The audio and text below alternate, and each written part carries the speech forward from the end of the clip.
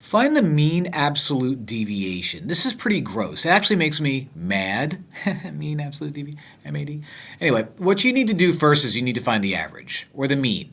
Okay, so that's what we're going to do first. Find the mean of this whole set of data. Step 2 is we're going to find the distance of each data point from that mean that we just calculated. Okay, the distance means, like, if my mean, say, was 70, which I don't know if it is. If my mean is 70, then the distance from 62 to 70 is a positive 8.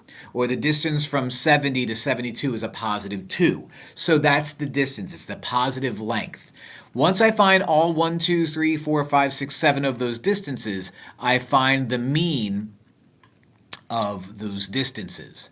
So before I can even do anything, I need to find the mean of everything. So that involves me adding 62 plus 64 plus 69 plus 70 plus 70 plus 71 plus 72. So the mean, step 1, is going to be me finding those guys added together divided by 7. Let me find out what those numbers are. Give me 1 second.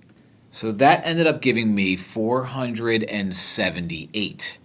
Now 478 divided by 7, according to Mr. Calculator, is a gross 68.3. Okay, so that's not going to be awesome at all. Not all, but I'll be all right. So what I need to do now is I need to find the distances from the mean for each of them. So I'm going to do 7 subtraction problems enclosed in absolute values. So that was step 1. Here is step 2, the distances.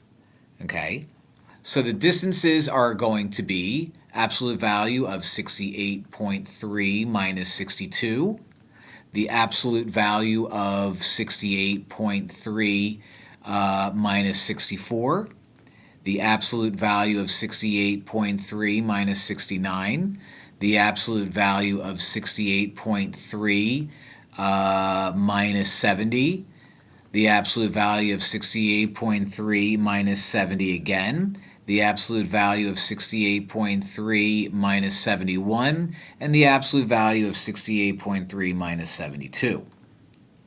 Okay, that's going to get me 6.3.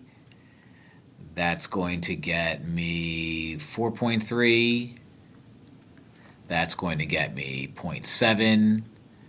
That's going to get me 1.7. That's going to get me 1.7 again. By the way, I'm making all of these positive just right away because I can. Why not? 2.7. And that's going to get me 3.7. So I take all of these distances, right? 6.3, 4.3, 0.7, 1.7, 1.7, 2.7, and 3.7, and I do step 3 and I find the mean of all of that. So step 3 is going to have me add 1, 2, 3, 4, 5, 6, 7 of these guys and divide it by 7. So let's find out what these numbers added up together are, because I have no clue.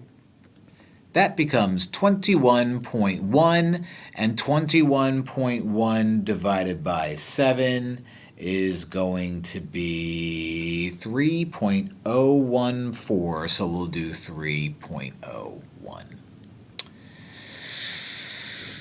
Not the prettiest sight,